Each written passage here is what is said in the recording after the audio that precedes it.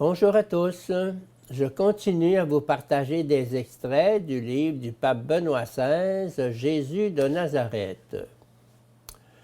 Si Paul applique à Jésus le mot ilastérion, le désignant ainsi comme le propitiatoire de l'arche de l'Alliance, et donc comme le lieu de la présence du Dieu vivant, alors toute la théologie vétérotestamentaire du culte, et avec elle les théologies du culte de toute l'histoire de la religion est abolie, et en même temps élevée à une hauteur complètement nouvelle. Jésus lui-même est la présence du Dieu vivant. En lui se touchent Dieu et l'homme, Dieu et le monde. En lui se réalise ce que le rite du jour de l'expiation voulait exprimer. Dans le don de lui-même sur la croix, Jésus dépose, pour ainsi dire, tout le péché du monde dans l'amour de Dieu et le fait fondre en lui. Pour Paul, par la crucifixion du Christ, le temple avec son culte est démoli. À sa place se tient maintenant l'arche de l'alliance vivante du Christ crucifié et ressuscité. Le ressuscité est le nouveau temple, le vrai lieu de contact entre Dieu et l'homme. Le temps des païens. Une lecture ou une écoute superficielle du discours eschatologique de Jésus donne facilement l'impression que, du point de vue chronologique, Jésus a lié la fin de Jérusalem de manière immédiate à la fin du monde, surtout lorsqu'on lit en Matthieu. Aussitôt après la tribulation de ces jours-là, le soleil s'obscurcira, et alors apparaîtra dans le ciel le signe du Fils de l'homme, 24, 29 suivants. Cet enchaînement chronologique direct entre la fin de Jérusalem et la fin du monde entier semble plus fortement se confirmer lorsque, quelques versets plus loin, ces paroles sont rapportées.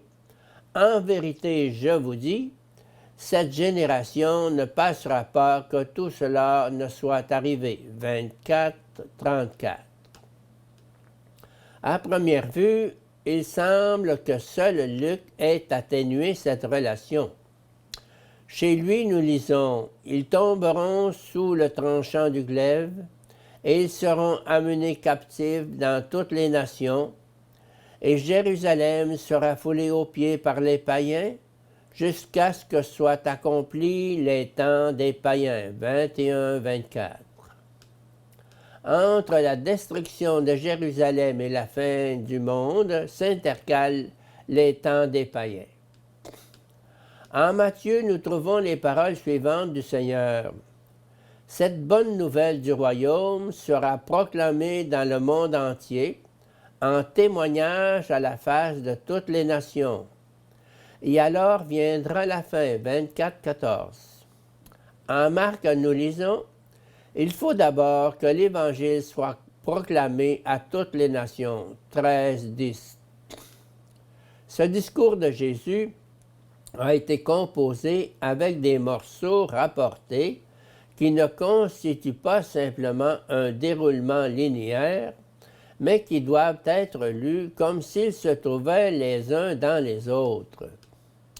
Du point de vue du contenu, il apparaît évident que chacun des trois synoptiques sait quelque chose d'un temps des païens. La fin du monde ne peut arriver que lorsque l'Évangile aura été porté à tous les peuples. Le temps des païens, le temps de l'Église, des peuples du monde, n'est pas une invention de Saint Luc, c'est le patrimoine commun de la tradition de tous les évangiles.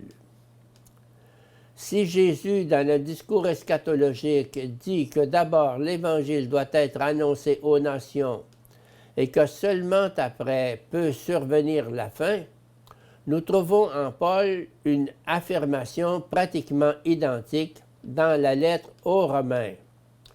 Une partie d'Israël s'est endurcie jusqu'à ce que soit entrée la totalité des païens, et ainsi tout Israël sera sauvé. 11:25. Le fait que la chrétienté primitive ne puisse pas se faire une idée chronologiquement adaptée de la durée de ces kairoi, temps des païens, en les imaginant certainement comme plutôt brefs, est finalement secondaire.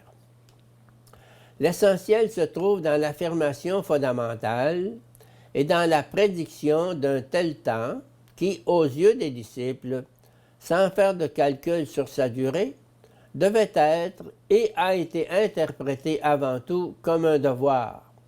Accomplir maintenant ce qui a été annoncé et demandé, et donc porter l'Évangile à tous.